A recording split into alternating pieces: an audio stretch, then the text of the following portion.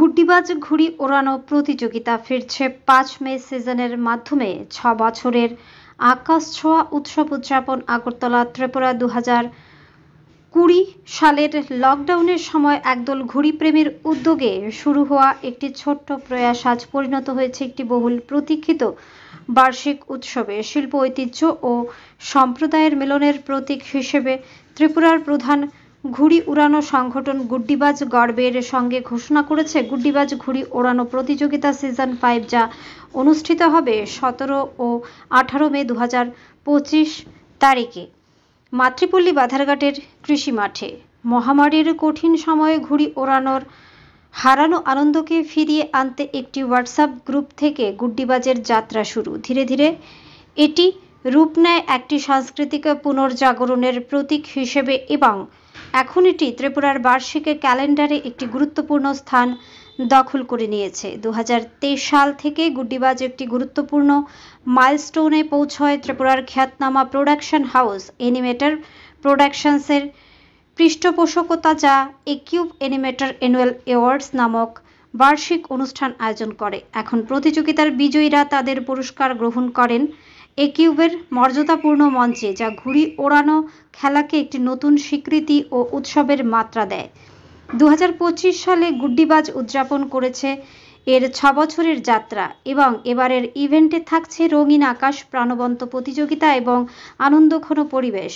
আপনি যদি অভিজ্ঞ প্রতিযোগী হন কিংবা নতুন আগ্রহী, গুড্ডিবাজ ঘুড়ি ওড়ানো প্রতিযোগিতা আপনাকে আমন্ত্রণ জানায় এই ঐতিহ্যবাহী এবং সৃজনশীল যাত্রায় অংশ নিতে। ইভেন্টের বিবরণ: ইভেন্ট গুড্ডিবাজ ঘুড়ি ওড়ানো প্রতিযোগিতা সিজন ৫, তারিখ ১৭ ও ১৮ মে ২০২৫, স্থান কৃষিমাঠ, মাতৃপল্লী, বাধারঘাট। আয়োজক গুড্ডিবাজ অ্যানিমেটর প্রোডাকশনসের সহযোগিতায়।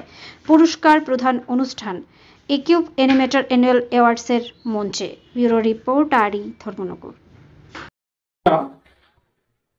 এটাতে আমরা রেখেছি বসে আঁকো প্রতিযোগিতা, সঙ্গীত, নৃত্য এবং আবৃত্তি। আমি আপনারা এখানে যারা আছেন সবাইকে অনুরোধ করব যে আপনারা ব্যক্তিগতভাবে সবাই পার্টিসিপেট করতে পারেন। এটা ওপেন টু অল এবং সবাই আনন্দ নেবেন। আজকে এই যে প্রোগ্রাম, আমরা চারিদিকে দেখি পশ্চিমা music, western song, western dance, যেটাকে সংক্ষিপ্তভাবে বলা হয় ডিজে কালচার।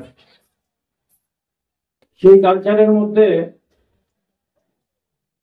আজকে আমরা এই অনুষ্ঠান অর্গানাইজ করছি, সেটাতে যে জনসমাগম যেটা হয়েছে আপনারা দেখবেন। ডিজে কালচারের জন্য কোনো নিমন্ত্রণ দরকার লাগে না, প্রচুর মানুষের সমাগম হয়ে যায়। তাই সবার কাছে আমার একটা রিকোয়েস্ট থাকবে যে রবীন্দ্রনাথ ঠাকুর এই এশিয়া মহাদেশে উনি প্রথম নোবেল পুরস্কার পেয়েছিলেন। ওনার যে সৃজনশীলতা, কাব্য, উপন্যাস, সব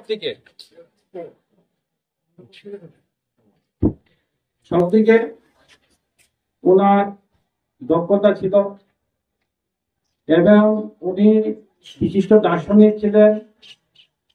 উনি ছিলেন স্বাধীনতা সংগ্রামী।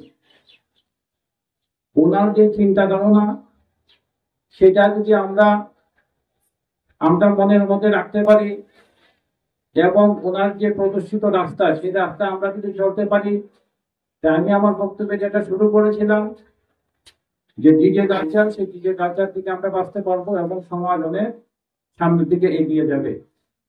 আমি আমার বক্তব্য এখানে দীর্ঘায়িত করবো না, কারণ এখানে আমরা অনেক কালচারাল প্রোগ্রাম রেখেছি এবং এখানে যারা আপনারা উপস্থিত হয়েছেন, আপনারা সবাই সেই প্রোগ্রামগুলি দেখার জন্য, শোনার জন্য, মজা নেওয়ার জন্য